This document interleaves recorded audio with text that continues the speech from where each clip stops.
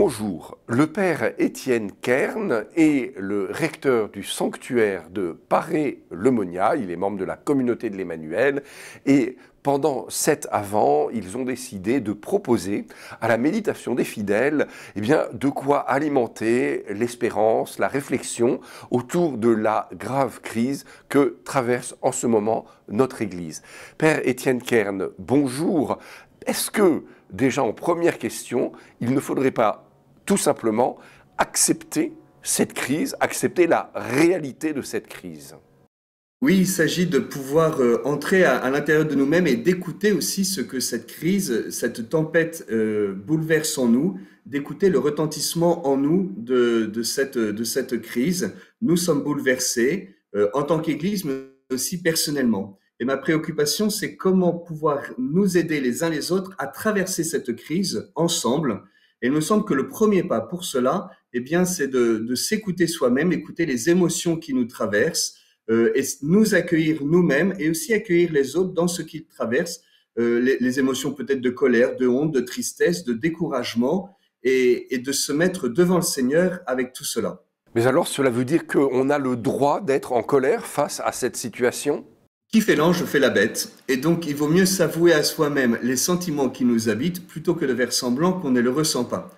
C'est à partir du moment où, par exemple, nous pouvons accueillir cette colère qui est à la nôtre, ou la honte ou la tristesse, que nous pouvons poser un discernement dessus, et puis avancer plutôt que de faire semblant de ne rien ressentir. Dans le fond, avec ce que vous nous expliquez, est-ce que ça ne veut pas dire que dans cette crise, il y a aussi des manques de maturité dans les rapports que nous entretenons les uns et les autres à l'intérieur de l'Église? Peut-être sommes-nous profondément déçus, et cette déception est à la fois un risque et une opportunité. C'est un risque parce que nous risquons de claquer la porte, de nous en aller sur la pointe des pieds.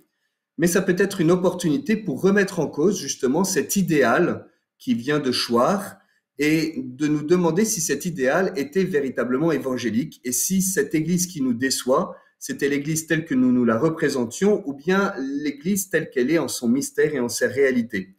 Et de fait, et c'est là toute l'importance d'un discernement spirituel, nous pouvons voir cette crise comme l'occasion d'une plus grande maturité. Par exemple, quand nous parlons d'un bon prêtre, de quoi parlons-nous?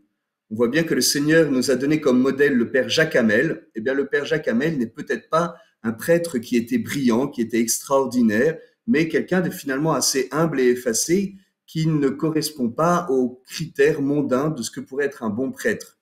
Lorsque nous parlons de la sainteté du prêtre, est-ce que nous parlons de sa sainteté personnelle ou bien de la sainteté de ce qu'il fait, de ce qu'il dit à travers les actes du ministère qu'il pose? Lorsque nous disons que l'Église est sainte, est-ce que c'est la projection d'un idéal ou bien c'est la sainteté telle que le Seigneur la vit, c'est-à-dire c'est lui qui est saint, c'est lui qui est la source de sainteté et l'Église est sainte parce qu'elle nous rend saints. Vous êtes installé à Paray-le-Monial. Dans quelle mesure le message de Jésus à Paray-le-Monial trouve-t-il un écho au milieu de cette crise?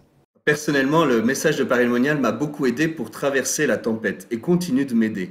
À Paray-le-Monial, le Seigneur dit « Voici ce cœur qui a tant aimé les hommes, qui ne reçoit en retour qu'ingratitude et indifférence, tout particulièrement de la part de ceux qui me sont consacrés. » Et en mettant en parallèle le message de Paray-le-Monial et la crise actuelle des abus, je peux mieux rentrer dans la souffrance du cœur de Jésus et écouter sa demande qui est une demande de réparation, c'est-à-dire de rendre amour pour amour, d'aimer pour ceux qui n'aiment pas, et plutôt que de me plaindre sur ce que ne font pas les autres, de me donner moi-même au Seigneur plus entièrement, plus radicalement, de me consacrer à lui.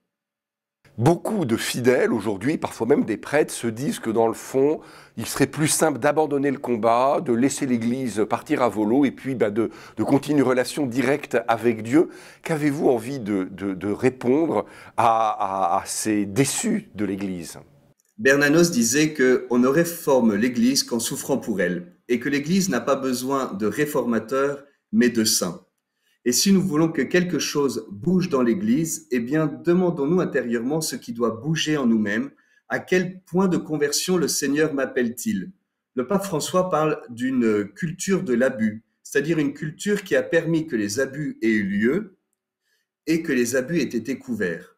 Eh bien, cette culture, elle nous marque tous dans nos relations les uns avec les autres, dans la société et aussi malheureusement au sein de l'Église, et de se demander comment est-ce que cette culture d'utiliser l'autre, de manipuler ou bien de manquer de respect les uns envers les autres, j'allais dire de chasteté, c'est-à-dire de mettre la main sur l'autre d'une manière ou d'une autre, comment est-ce que cette culture a pu pénétrer dans mon cœur et comment est-ce que je peux convertir ma manière d'entrer en relation avec les autres qui soit peut-être plus simple, plus purifiée, plus respectueuse de la liberté de l'autre. Père Étienne Kern, merci beaucoup. Le Père Kern est le recteur des sanctuaires de Paray-le-Monial et il nous donnait quelques moyens d'affronter la crise que traverse l'Église, quelques moyens spirituels. À bientôt.